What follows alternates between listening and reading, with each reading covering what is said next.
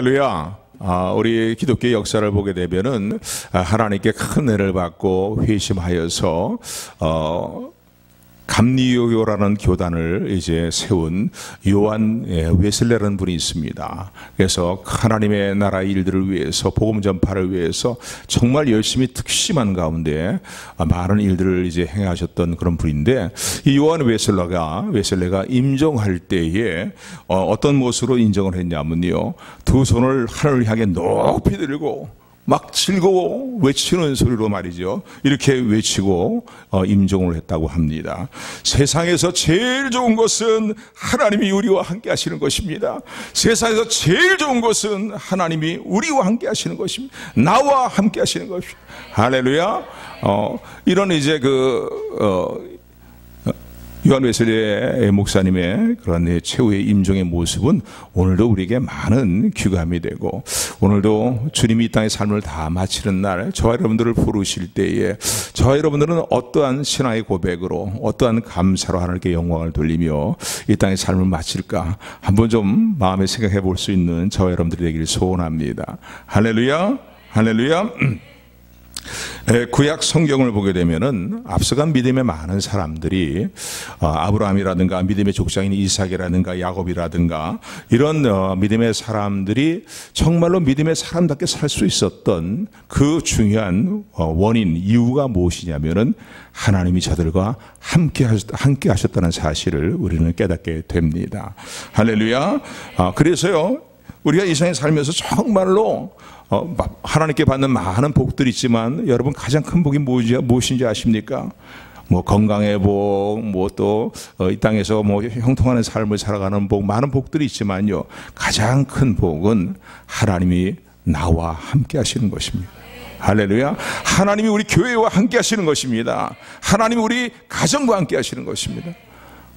이 복을 가장 지고한 복으로 여기고 성경에 그것을 말하고 있으니까요, 이 복을 누리며 살아가는, 하나님이 함께 하시는 복을 누리며 살아가는 저 여러분들이 되기를 주님의 이름으로 축원을 드립니다. 우리 성탄절을 이제 앞두고 있는, 2019년 성탄절을 앞두고 있는 대강절 절기, 대림절이라고 표현하기도 하는데, 절기를 이제 시간을 보내고 있습니다. 그런데 마태복음 1장 21절 23절의 말씀을 보게 되면은, 예수님께서 이 땅에 탄생하시기 전에 하나님께서는 천사를 보내서 예수님의 탄생의 소식을 이제 알려주십니다. 여러 사람들에게 알려주셨는데, 그 중에 이제 마리아와 정혼한 사이에 있는 요셉에게 하나님은 천사를 보내셔서, 마리아가 그 당시 상으로 볼 때에 결혼도 하기 전에 임신을 했다는 건 굉장한 충격적인 일이거든요. 그리고 그 당시에 어떤 그 시대상으로 볼 때에는 정죄를 받아서 죽음을 면치 못할 그런 이제 상황에 놓여 있는 것이 바로 마리아다라고 볼 수 있는데, 요셉에게 마리아가 잉태된 사실에 대해서 이제 천사를 통해서 하나님이 알려주시면서 저는 성령으로 말미암아 잉태된 것이다 라면서 너와 정혼한 마리아를 데려오기를 두려워하지 말아라 라고 하면서요, 이 마리아를 통해서 탄생하실 예수님에 대해서 수태고지하면서 미리 하나님의 요셉에게 예수님이 탄생하실 때 그 이름이 이런 이름이 될 것이다 라고, 그의 거룩한 이름이 이런 이름이 될 것이라고 그 이름을 이제 알려주십니다. 우리가 잘 알고 있는 내용이죠. 그 이름을 예수라 하라. 그 이름을 임마누엘이라 하라. 이렇게 이제 탄생하실 예수님에 대한 이름을 예고해 주십니다. 우리가 잘 알고 있는 것처럼 예수란 단어의 의미는 뭡니까? 저가 자기 백성을 저들의 죄에서 건져내시고 구원하실 분이라는 그런 의미를 가지고 있습니다. 할렐루야. 또 그런가 하면은 죄를 대속하시고 죄에서 대속함을 받은 백성들과 하나님이 함께 하신다는 의미가 임마누엘입니다. 할렐루야. 그래서 그 이름을 예수라 하라, 그 이름을 임마누엘 하라. 성탄절마다 이 구절은 제가 잊지 않고 여러분들에게 전하는 것 같은데요, 바로 하나님이 함께 하신다는 거예요. 누구를 통해서? 예수 그리스도를 통해서 우리 모든 죄를 속죄하시고 우리와 함께 하신다라는 사실을 말씀합니다. 가장 큰 복은 무슨 복이라고요? 가장 큰 즐겁고 좋은 것, 행복한 것은 무슨 일이라고요? 하나님이 우리와 함께 하신다는 거예요. 하나님 우리와 함께 하시오니 주를 찬양하세. 신나지 않아서 안 할래요. 저만 혼자 부르는 거. 독창 노래자랑 나온 거 아니고, 하나님 우리와 함께 하신다는 거예요. 할렐루야. 근데 그 복을 이루어 주시기 위해서 예수님이 이 땅에 오셨다는 거예요. 그 복이 우리에게 이루어졌음을 믿으시는 저 여러분들이 되기를 소원합니다. 몇 분과 인사 나누세요. 성도님은 하나님이 함께 하시는 분입니다. 저기 외롭게 있는 분들에게도 좀 인사하시고요. 할렐루야. 믿으십니까? 아멘. 왜요? 그 이름을 예수라 하라. 그 이름을 임마누엘이라 하라. 우리 죄를 대속하시고 예수님 안에서 하나님이 영원토록 우리와 함께 하시는 복이 오늘도 우리 가운데 임해 있고 우리의 이 복 가운데 살고 있음을 감사하는 저 여러분들이 되기를 주님의 이름으로 축원을 드립니다. 그래서 오늘 이 본문의 말씀을 통해서 특별히 요셉의 생애를 살펴보면서요, 하나님이 함께 하시는 사람들에게는 어떠한 일들이 일어나는가, 하나님이 함께 하시는 사람들에게는 어떠한 일들이 일어나는가를 요셉의 생에 하나님이 함께 하셨던 많은 신앙의 위대한 인물들이 있고 또 우리가 정말 귀감을 잡는 많은 신앙의 인물들이 있는데 그중에 특별히 요셉의 생애를 살펴보면서 요셉과 오늘 본문에 보면요 이렇게 말씀하고 있죠. 오늘 본문의 말씀 보면은 2절에도 말씀하고 있고 또 이 39장의 말씀을 보게 되면은 하나님이 함께 하신다는 걸 여러 번 표현하고 있습니다. 요셉과 하나님이 함께 하시면은 어떤 함께 하심으로 말미암아 어떤 일이 일어났는가를 살펴보면서 오늘도 요셉뿐만 아니라 우리도 하나님이 어떻게 하시는 분이다? 함께 하시는 사람들이에요. 할렐루야. 이래봬도 하나님이 함께 하시는 사람입니다. 아멘. 또 여러분도 하나님이 함께 하시는 분들이에요. 아멘. 영적인 긍지와 감사함을 잃지 않는 저 여러분들에게를 소원합니다. 우리 신집사님에게도 우리 최권사님에게도 우리 집사님들에게도 말이죠. 권사님들에게도 하나님이 함께 하십니다. 아멘. 하나님이 함께하는 사람, 그 사람은 목사님이나 그렇겠죠. 사모님이나 그렇겠죠. 그렇게 생각하시면 안 돼요. 예수 그리스도 안에 있습니까? 예수님을 내 마음에 참 마음의 구주로 영접했습니까? 우리 경제권찰님과도 하나님이 함께 하십니다. 아멘. 아멘. 이 믿음을 가지시기를 주님의 이름으로 축원을 드립니다. 그렇다면 어떤 일이 일어나냐고요. 우리 삶 가운데 하나님이 함께 하시기 때문에 일어나는 일들이 무엇이냐고요.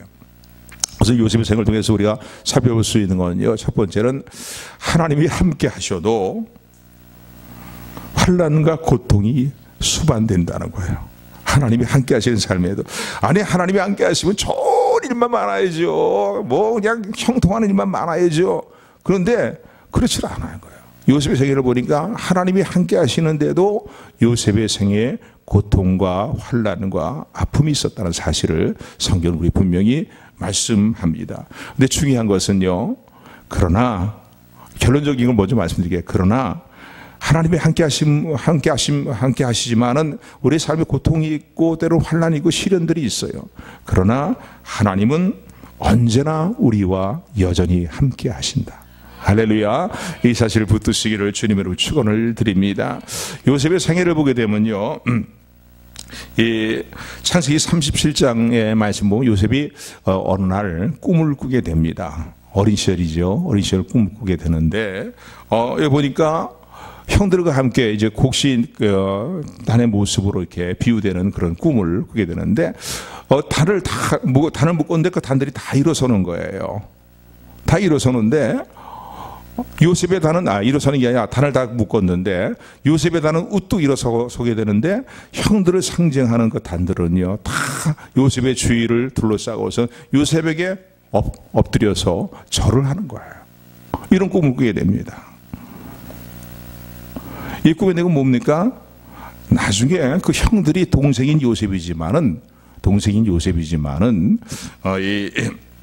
요셉에게 이제 요셉을 높이고 요셉을 섬기는 요셉을 높이는 자리에 그들이 이제 있게 될 것이다라는 그런 어떤 상징하는 꿈이라고 볼 수 있습니다. 12 형제 가운데 요셉은요 11번째 아들입니다. 그러니까 다 윗형들이 10명의 윗형들이 있는 거예요. 그 밑에 동생 하나가 있는데 11번째 아들인데 그 형들의 난이 다 자기 주위에 둘러가고서는 자기가 엎드려서 절을 하는, 그리고 자기들은 우뚝 서는 이제 그런 꿈을 꾸게 됩니다. 그러니까 이 꿈을 형들에게 얘기하니까 형들이요, 내 꿈 이야기를 들어보세요 하니까 기분이 좋겠어요? 기분이 별로죠. 그러니까 형들이 그러냐, 그리고 속으로 말이죠, 상당히 요셉에 대해서 좋지 못한 마음들을 갖게 되고 반감을 갖게 되었을 것입니다. 그런데 또 꿈을 꿨어요. 근데 이번에 꿈을 꾼 내용은 뭐냐면 또 형들을 불러갖고 형들 와 모여보세요. 제가 하나님께 제게 주신 꿈을, 제가 꾼 꿈을 말씀드리겠어요. 무슨 꿈이냐?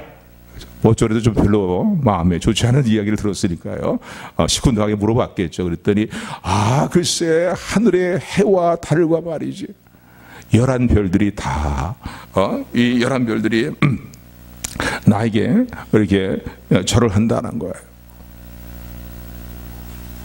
이런 꿈의 얘기를 듣게 되고서는 아버지가요, 이 요셉의 아버지가 이제 그런 생각을 속으로 생각합니다. 야단을 치면서, 야 그럼 너희 어머니 나, 너희 아버지 나, 또 너희 형들이 다 너를 높일 것으로 너는 생각하느냐?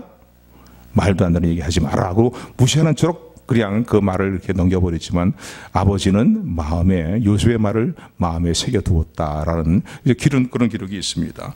어쨌든 간에 이런 누가 주신 꿈이냐면 하나님 주신 꿈이에요. 할렐루야. 구약 시대 때에는 하나님께서 꿈을 통해서도 많이 말씀을 하시죠. 앞으로 이루실 일들은 많이 말씀하시는데 저는 그렇게 믿어요. 오늘날 완전히 계시된 기록된 말씀이 성경이 우리에게 주어져 있어요. 그렇기 때문에 하나님이 여러 채널을 통해서 우리에게 하나님의 뜻을 말씀하시고 하나님의 계획을 말씀하시는데 하나님의 음성을 듣게 하시는데 오늘날도 그 일들은 그대로 이루어진다고 믿습니다. 때로는 환상을 통해서 깊이 잠들었을 때, 욥기 33장에 보면 그렇게 말씀하고 있잖아요. 깊이 잠들었을 때 잠깐 꿈을 꿀 때 꿈을 통해서 말씀하시기도 하시고 또 환상과 영음을 통해서 말씀하기도 하시고 다양한 삶의 채널들을 통해서요, 삶의 경험을 통해서 환경을 통해서 말이죠, 다양한 채널들을 통해서 우리 말씀하시는데 중요한 건 하나님의 말씀인 성경을 통해서 그 모든 것들을 바르게 분별하는 게 중요합니다. 왜냐하면 틀린 것도 많기 때문이에요. 할렐루야. 그러나 중요한 건 뭐냐면 이제 다른 얘기로 흘러가지 말고 오늘 요셉에게 포커스를 맞춰가지고 있어요. 요셉에게 이런 꿈을 주신 건 하나님이 주신 꿈입니다. 할렐루야. 이런 꿈을 받았어요. 그러니 뭐예요? 형들보다 더 높은 자리에 요셉이 서게 될 것이고 자기 심지어는 아버지와 어머니보다 더 높은 자리에 이제 서게 될 것을 하나님이 보여주시는 꿈인 거예요. 이 꿈으로 말미암아서 결국은 하나님이 이런 꿈을 주신 건 뭡니까? 이런 비전을 주신 거는 요셉이 목에 힘주고 살라고 그렇게 이런 꿈을 주신 게 아니죠.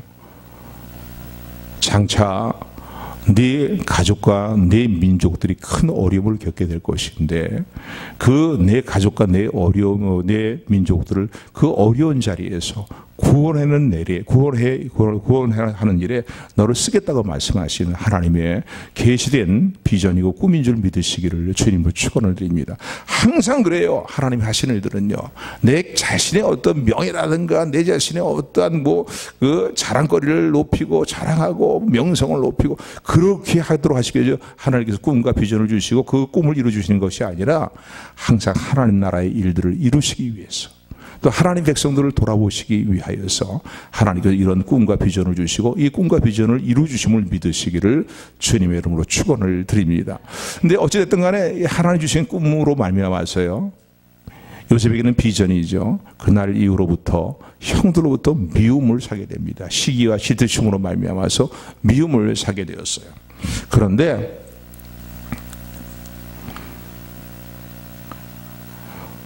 우리 잘 알고 있는 것처럼요, 어느 날 아버지의 심부름을 이제 수행하려냐고 형들이 있는 곳에 갔다가 워낙 형들이 그 요셉을 미워하고 시기질 타는 그런 가운데이기 때문에 형들이 이 요셉을요 종으로 팔아버립니다.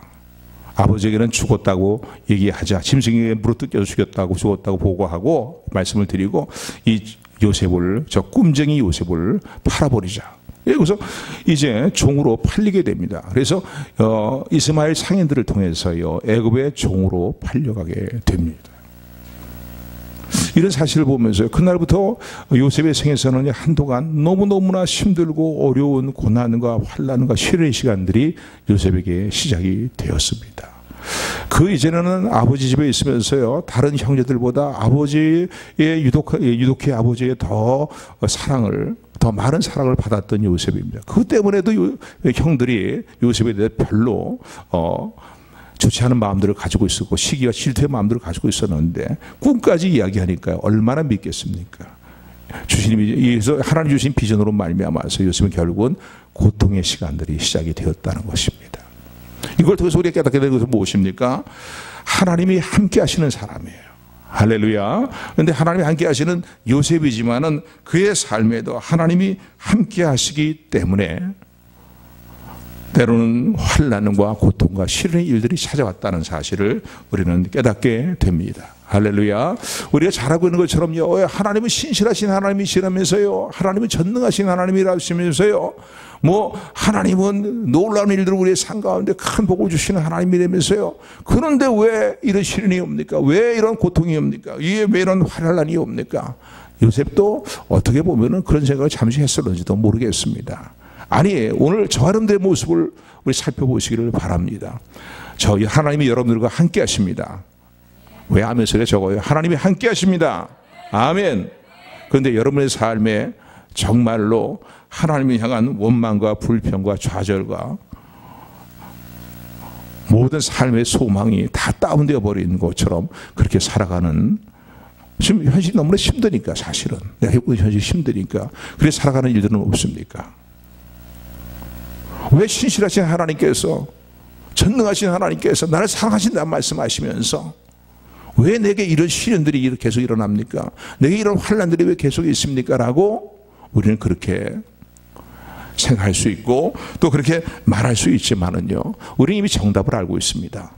전능하신 하나님, 신실하신 하나님께서 사랑하심에도 불구하고 오늘 우리와 함께 하심에도 불구하고 삶의 시련과 고난의 고통스러운 일들을 허락하시는 이유가 무엇인지 우리는 너무나 잘 알고 있습니다. 아멘. 아멘 아는 분들은 속으로 그렇게 생각하겠죠. 뭘 내가 알고 있어. 이거 나는 힘들기만 한데. 그런 분은 없으리라고 생각이 됩니다. 이게 우리 알고 있잖아요. 그죠? 성경이 말하고 있는 수많은 내용들 아닙니까? 우리의 신앙의 연단을 위해서라는 거예요. 하나님이 더 영원토록 함께 하시는 복 있는 사람의 복과 평강을 누리는 일에 있어서 부족함이 없는 하나님의 사람을 우리를 세우시기 위해서, 우리를 연단하시기 위해서 신실하신 하나님, 사랑의 하나님, 전능하신 하나님께서, 우리와 함께 하신 하나님께서 때로는 함께 하시지만은 우리의 삶의 고통과 시련의 시간들을 허락하신다는 사실을 기억하시는 저 여러분들이 되기를 소원합니다. 그런데 아까 결론을 미리 말씀드린 것처럼요, 이런 삶의 시련과 고통이 있다 할지라도 그러나라는 단어가 중요해요. 한번 따라서 그러나 여전히 변함없이 하나님은 나와 함께 하신다. 아멘. 이 사실을 믿는 저 여러분들이 되기를 주님으로 축원드립니다. 요셉의 생애를 보면 정말 그렇지 않아요? 그래서 여전히 함께 하심으로 말미암아 고통과 시련의 시간들이 찾아왔지만요, 종으로 팔려갔지만, 그래서 애굽으로 팔려가게 됩니다. 우리 잘 알고 있는 내용처럼요, 애굽에 종으로 팔려가서 노예 생활을 시작하는데, 여러분, 이 노예 생활이라는 건요, 우리가 오늘날 생각하는 정도의 상상을 더 초월하는 완전히 이 물건 취급당하는 것이 노예 생활이라고 볼 수 있습니다. 이렇게 하루 종일 죽도록 일하고 말이죠. 무슨 인권이니 인격이 이런 건 도저히 말할 수 없는 그런 상황이고 말이에요. 하나의 물건 다루듯이 취급받는 것이 노예 생활이라고 볼 수 있습니다. 그러니 애굽에, 그것도 이방 땅의 종으로 팔려가 있는 요셉의 삶이 오죽하겠습니까? 그런데 보디발 장군 집으로 팔려가게 되었어요. 그런데 그 보디발 장군 집에 팔려갔음에도 불구하고 거기서 노예 생활을 하면서도 오늘 본문은 놀라운 일들을 우리가 알려주고 있습니다. 하나님이 함께 하시는 사람에게 고통과 시련의 일들이 찾아왔지만은 그러나 하나님은 그 고통과 시련의 상황 속에서도 여전히 요셉과 함께 하였더라. 아멘. 여전히 요셉과 함께 하였더라. 아멘. 오늘 본문이 그것을 우리가 말씀하고 있어요. 오늘 본문의 말씀입니다. 우리 2절 말씀 같이 합독합니다. 시작.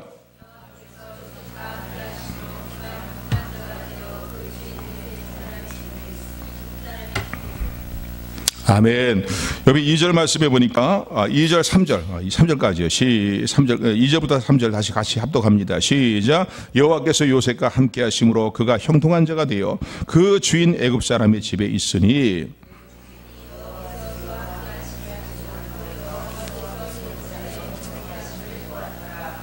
아멘. 여기 보니까 여전히 하나님께서 종으로 팔려간, 노예로 팔려간 요셉과 전에도 함께 하셨지만은 종으로 팔려간 그때에도 여전히 함께 하셨다는 거예요. 근데 여전히 함께 하시니까요, 어떤 일이 일어납니까? 형통하는 삶의 일이 일어난 거예요. 할렐루야.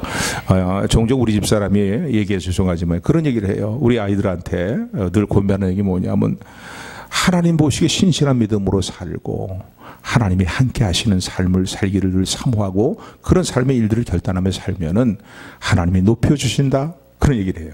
할렐루야. 그래서 엄마의 삶을 볼 때도 그렇단다 라고 얘기를 해요. 자신의 체험이고 간증이지만은 우리 집사람만 그렇겠습니까? 여러분의 삶에도 이런 체험들이 수없이 많을 것입니다. 그래서 저도 한번 거들었죠. 아빠도 청년 시절에 참 신학교 다닌다고 일가 친척들에게 너 어머니 홀로 놔두고서는 어머니 홀어머니 모시며 살면서 너 그렇게 말이지 신학교 간다고 하면 어떡하냐, 생계 문제는 어떡하냐, 많은 친척들의 얘기를 들었는데 결혼 나중에 신학교 졸업하고 목회를 하다 보니까요, 하나님이 그 윗 어른들에게 있는 자리에서 높여주시더라고요. 할렐루야.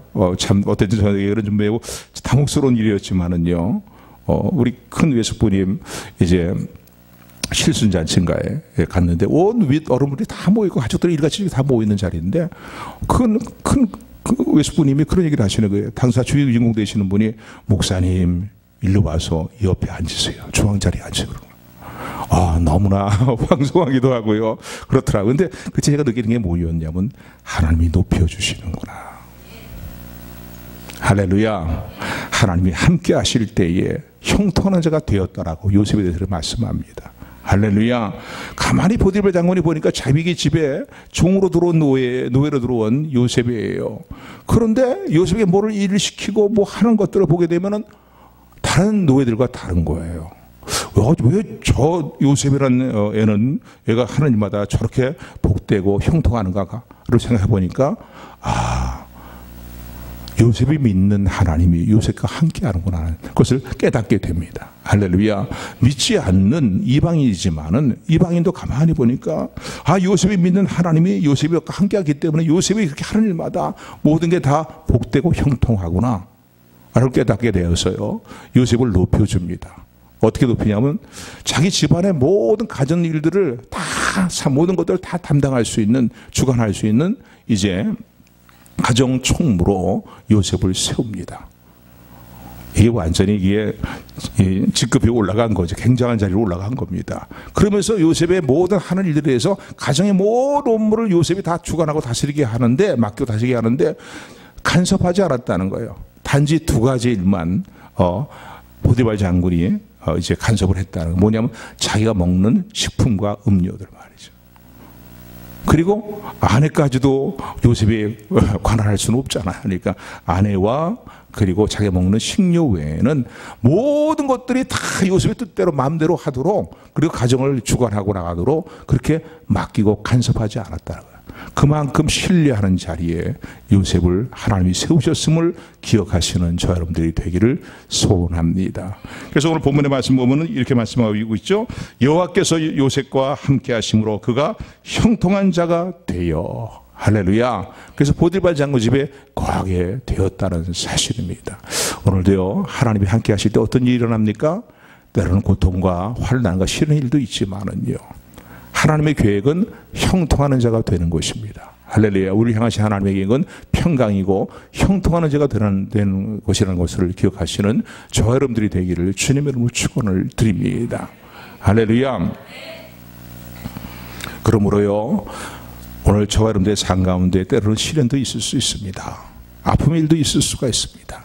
그러나 우리가 믿음으로 꼭 붙들고 놓치지 말아야 될 것은 뭡니까?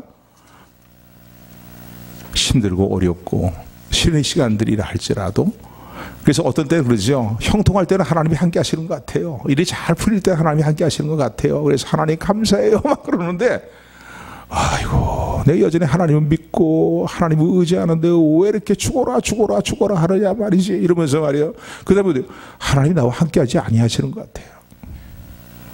하나님 우리와 함께 하시오니 주를 찬양하세요. 아, 집사님 리액션 좋았어요. 네. 그래야 말씀 여러분들 힘이 나잖아요. 그죠? 그렇게 찬송을 하는데 막상 인생의 어떤 문제와 시련에 부닥치게 되었을 때는 하나님이 함께 하지 않은 것 같은 그런 생각이 우리 찾아올 수 있어요. 그럴 때가 중요해요. 바로 그 순간이 중요합니다. 그때 어떻게 해야 될까요? 아니야, 지금 이 시간도 여전히 하나님은 나와 함께 하셔. 할렐루야. 이 믿음을 굳게 붙드는 저 여러분들이 되기를 소원합니다. 우리가 잘 알고 있는 이야기의 일화 중에 하나가 뭐냐면 세계 제2차 대전 때 일어났던 일들인데요. 홀로코스트라는 사건 여러분 아시죠? 유대인 대학살 사건을 홀로코스트라고 그렇게 얘기하는데, 이게 뭐 슬로브 바키아인들하고 그 다음에 또 유대인들이 이 홀로코스트 사건을 통해서요, 뭐 약 600만 명가량의 사람들이 죽었다 그러잖아요. 예. 그래서 이 수용소에 끌려가서는 말이죠, 독가스가 나오는 그 들어가서 말이에요, 거기서 떼 죽음을 당하는 거예요. 하루에 수천 명씩 끌려가서 죽는 거예요. 거기에 대한 어떤 그 책들을 가는 거 보면요, 참 그래요. 완전히 인간 취급을 당하지 못한 하나의 그냥 짐승 취급뿐만 아니라 그냥 하나의 물건을 맞는 하나의 재료처럼 말이 취급을 당하는. 그래서 독가스실에서 죽어 나온 막 수천 명의 사람들 어떻게 합니까? 그 머리는 머리털로 잘라갖고서는요, 무슨 이 솔 같은 거 만들기도 하고, 뼈는 뼈대로 해갖고서 뭐 심지어 단추까지 만들고 말이야. 사람의 기름을 짜내갖고서 그걸로 비누를 만들고 말이야. 이게 진짜 다 기록된, 역사에 기록되어 있는 일들입니다. 그런 비참한 일들을 당했거든요. 그런데 놀라운 것은요, 전쟁이 끝나고 난 다음에 연합군들이요, 그 수용소에 들어가서 수용소의 모든 상황들을 쭉 조사하는데 벽면에 이런 문구가 기록되어 있더란 겁니다. 그 크신 하나님의 사랑 말로 다 형용 못하네. 할렐루야. 이런 구절이 기록되어 있다는 거예요. 또 어떤 벽면에는 이런 글이 써 있는데, 지금 우리가 태양을 볼 수가 없다, 햇빛을 볼 수가 없다.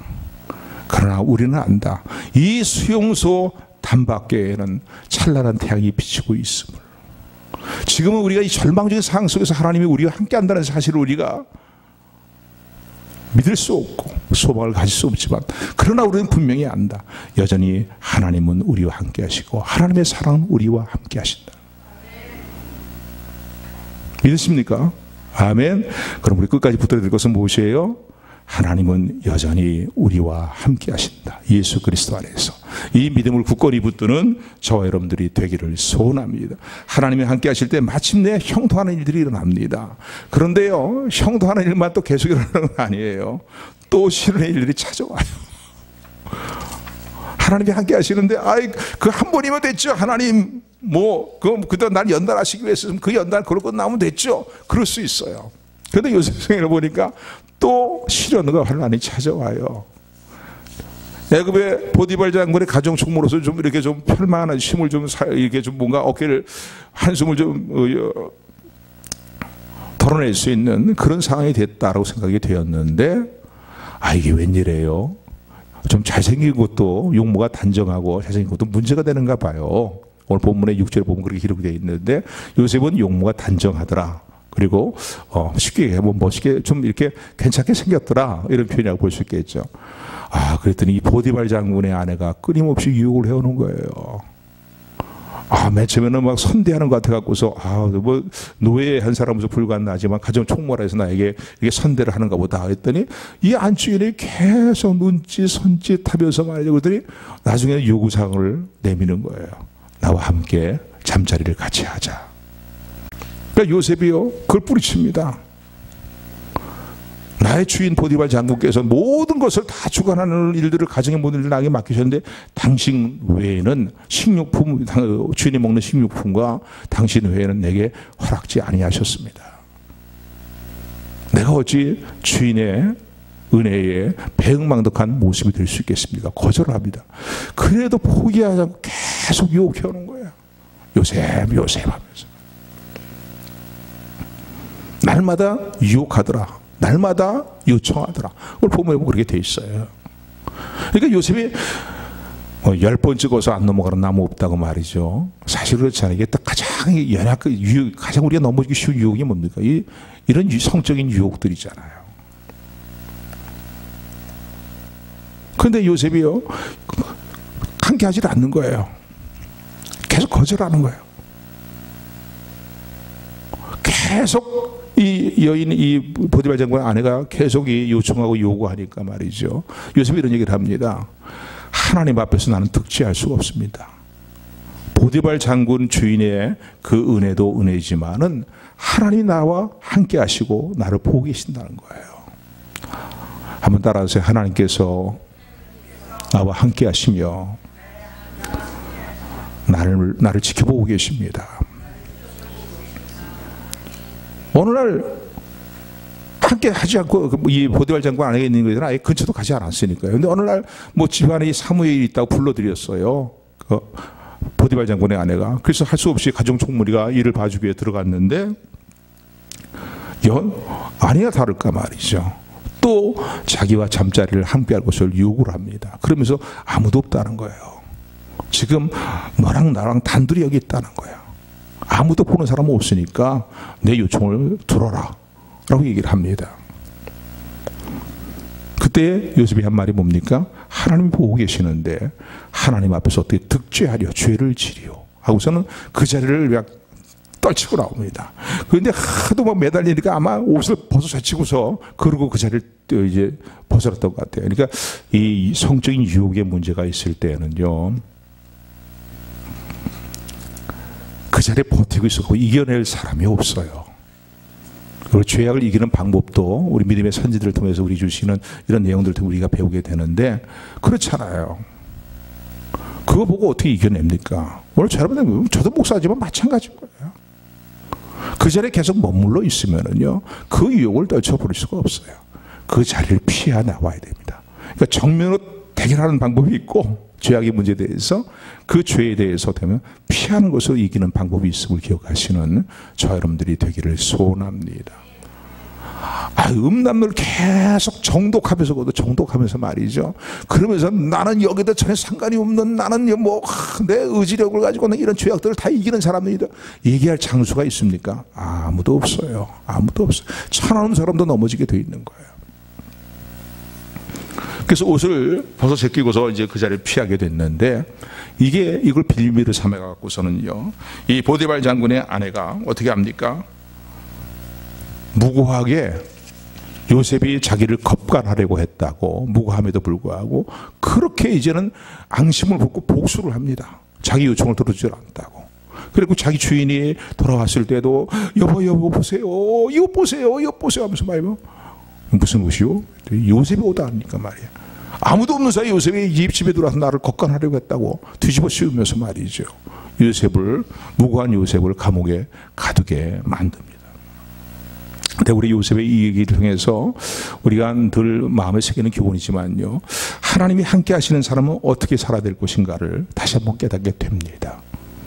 정결하게 살고 경건하게 살기를 늘 결단하고 힘써야 된다는 사실을 기억하는 저 여러분들이 되기를 소원합니다.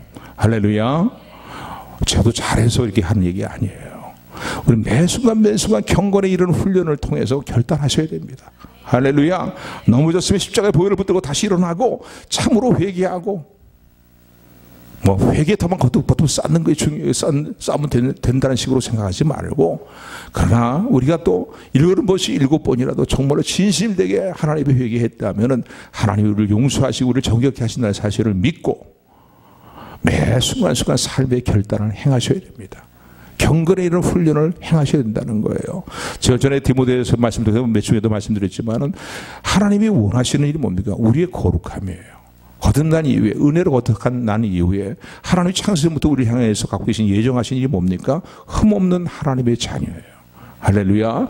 하나님의 은혜의 부르심의 기대가 우리의 성결과 거룩한 삶입니다. 또 하나 중요한 건 뭐예요? 하나님의 집에는 많은 그릇들이 있지만은 값이 나가는 금그릇 은그릇이라고 주인이 요긴하게 사용하는 게 아니라는 거예요. 오물이 묻어있으면 사용하지 않는다는 거예요. 그러나 별로 상식적으로 볼 때는 값어치가 나가지 않는 질그릇, 목기그릇 뭐 이런 그릇이라 할지라도 항상 주인이 언제든지 쓰기에 합당한 모습으로 예비되고 준비되어 있으면 주인이 요긴하게 쓴다는 거예요. 우리가 저와 여러분들이 하나님 앞에서 경건한 삶의 일들과 거룩한 삶의 일들을 매 순간 결단해야 될 이유가 여기 있습니다. 아멘. 한 주간 어떻게 사셨습니까? 넘어지는 일들은 없었습니까? 그냥 넘어가지 마시고요. 넘어졌으니까 술렁술렁 넘어간다 그냥 넘어가지 마시고요. 모든 걸 알고 계신 하나님 앞에서 정말로 마음을 찢는 회개를 통해서 다시 결단하고 일어서시는 저와 여러분들에게를 소원합니다. 할렐루야. 요셉의 상의를 통해서 배우는 중요한 교훈 중에 하나가 뭐예요? 하나님이 함께 하시는 하나님의 사람 요셉이었지만은 요셉은 늘 하나님 면전의식을 가지고 살았고 하나님 앞에서의 경건하며 거룩한 삶을, 깨끗한 삶을 늘 결단하기를 힘썼다는 것입니다. 할렐루야. 오늘 우리가 이 시대에 살고 있는 이 시대는 어떤 시대입니까? 성적으로 너무나 타락한 시대를 살아가고 있어요. 보고 듣는 것들 말이죠. 목사 아니야 목사 하라줘도요 조금만 방심하면은 그런 유혹에 눈길이 가고요 마음이 가고요 그런 시대를 살아갑니다. 전혀 아닌 척하지 마세요. 우리 모두가 다 해당되는 겁니다. 그런 시대를 우리가 살아가요. 그런데 하나님이 오늘도 이렇게 말씀합니다. 사랑하는 딸아, 사랑하는 아들아, 내가 너와 함께한다. 너는 성결하여라. 너는 거룩하여라. 이 땅의 교회여 성결하라. 거룩하라 말이에요. 오늘도 우리에게 말씀하십니다. 아멘. 하나님이 함께 하시는 사람이 늘 결단하고 도매드릴 일 중에 하나입니다. 어쨌든 간에 형통하는 자가 되어서 애굽 이 보디발 장군의 집에서 가정 총무자리까지 올라갔는데 또다시 요셉에게 시련이 왔어요. 보디발 장군의 아내의 문제로 일로 말미암아 시련이 왔습니다. 그래서 결국은 죄가 없음에도 불구하고 억울하게 옥에 갇히게 됩니다. 앞날에 캄캄한 상황에 다시 들어가게 된 거예요. 뭔가 좀 빛이 보이고 그 빛과 희망이 소망이 있는 줄 소망이 자기 찾아왔다 희망 가운데 살아갈 소망이 있다는 그런 상황에서 다시 어둠 가운데 갇히게 되는 것 같은 그런 절망적인 상황이 옥중에 갇히게 되는 일로 찾아오게 되었습니다. 그런데 놀라운 것은요. 이런 상황 가운데서도 여전히 하나님은 요셉과 함께 하시다는 사실입니다. 할렐루야. 그렇기 때문에 여러분 절망하시면 안 돼요. 우리 삶의 인생이 굴곡이 있잖아요. 그렇잖아요.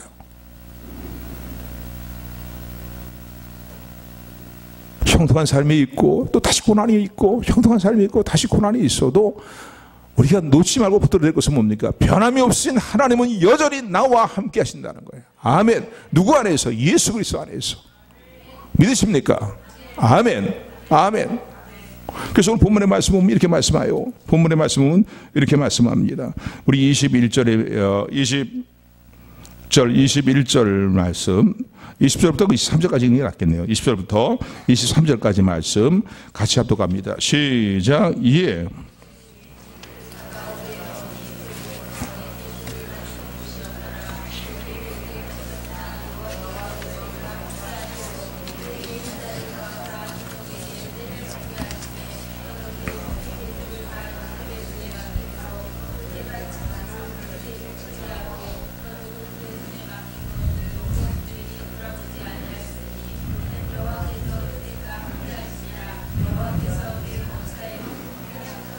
아멘.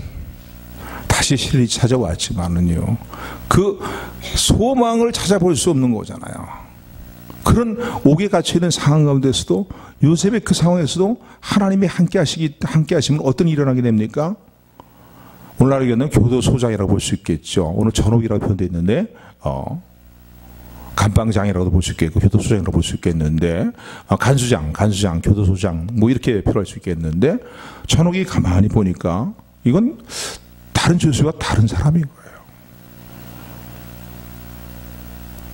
뭔가 저를 돕는 손이 저와 함께하고 있구나 라는 걸 느끼게 됩니다.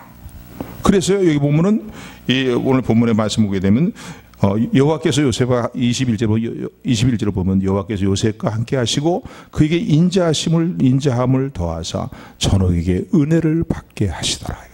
할렐루야. 사람의 마음을 주관하시는 분도 하나님이십니다. 내 인간적인 수단과 방법으로만 바등바등해 살 것이 아니라 우리가 어떤 방식으로 살아야 되겠습니까? 하나님 생사부에 하나님께 달려 있습니다. 할렐루야. 하나님께서 사람의 마음도 움직이십니다. 아멘. 가만히 간수장에 보니까요. 요셉이 참 하는 일들을 보니까 뭔가 좀 남다른 죄수다 말이지. 그래서 어떻게 해요? 요셉에게 은혜를 주는데 은혜가 어떤 직분을 올려주는데 어떻게 합니까? 감옥에 고디발 장모집에서 행했던 것과 동일한 그런 일들이 일어나는 거예요. 감옥에 재반되는 모든 업무들을 다 누구에게 맡겨요? 요셉에게 맡겨요. 그리고 간섭하지 않은 거예요. 왜? 요셉을 그만큼 신뢰하니까 말이에요. 그래서 감옥에서도 신뢰받는 자리에 서게 됩니다. 그런데 그걸 끝나는 게 아니죠. 한번 따라하세요. 하나님이 함께 하시는 사람은 고통과 시련과 문제가 오히려 전화위복의 기회가 된다. 아멘. 하나님이 함께 하시는 사람에게는요, 시련이 끊임없이 찾아올 수 있어요. 고통과 문제들이 끊임없이 찾아올 수 있어요. 그런데 어떻게 하나님이 함께 하시기 때문에 그것이 오히려 어떻게 합니까? 전화위복의 역사를 이루시는 하나님의 놀라운 일들을 체험하는 기회가 된다는 사실을 감사하는 저 여러분 되기를 소원합니다. 그냥 옥에서 뭐 일만 잘 되는 게 아니라 옥에서 하나님은 사람들을 만나게 하십니다. 누구를 만나게 하십니까? 애굽의 바로 왕의 술 시중을 지는 관원과 떡을 이제 시중드는 관원 두 사람을 만나게 돼. 이들이 무슨 잘못을 했는지 모르지만은 옥에 갇히게 되어서 이제 감옥의 모든 재반 업무를 요셉이 담당하고 있으니까 요셉과 만나게 되고요. 요셉과 사귀게 됩니다. 그리고 어느 날 두 사람이 이상한 꿈 이야기를 요셉과 함께 나누다 보니까 요셉이 그 꿈에 대해서 해몽을 해주게 되었어요.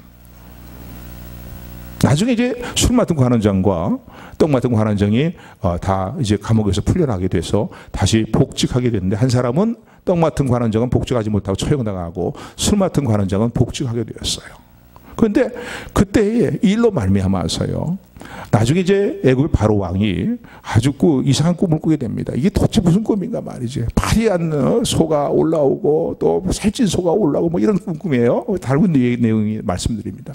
꿈을 해몽할 수가 없는 거예요. 그런데 한동안 요셉과 약속을 해놓고 요셉의 일들을 왕에게 고해서 무고하다고 알려주겠다고 했던 이 술 맡은 관원장이 복직이 난 다음에 한동안 그 일을 잊어버렸습니다. 그런데 바로왕의 바로왕이 그런 꿈을 꾸고 해몽할 사람이 없을 때 마침 누가 생각났냐면 꿈을 잘 해몽하는 요셉이 감옥에 있지 라는 사실을 깨닫고 이것을 바로왕에게 알려주게 되었고 결국은 바로왕의 꿈을 하나님이 주시는 은혜로 해몽함으로 말미암아서 요셉이 애굽의 국무총리로 세워지게 됩니다. 그 일을 통해서 어떻게 합니까?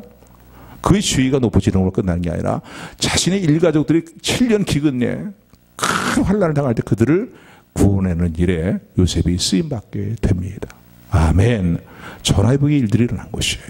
다시 한번 따라하세요. 하나님이 함께 하시는 사람에게는 환난과 시련과 문제라도 전화위복의 기회가 됩니다. 믿으십니까? 아멘. 아멘. 오늘 이 자리에 나와 앉아 있으면서 여러분들의 삶에 여러분들이 힘들어하는 문제들, 고통스러운 문제들은 어떤 문제입니까? 여러분들을 낙심시키는 문제들은 어떤 문제이십니까? 여러분들이 절망하고 있는 문제는 어떤 문제입니까? 여러분, 예수 그리스도 안에서 하나님이 우리와 함께 하십니다. 아멘. 여러분 다시 한번 손잡아주면서 인사 나누세요. 힘내세요. 예수님이 여러분들과 함께 하시면 당신과 함께 하십니다. 아멘.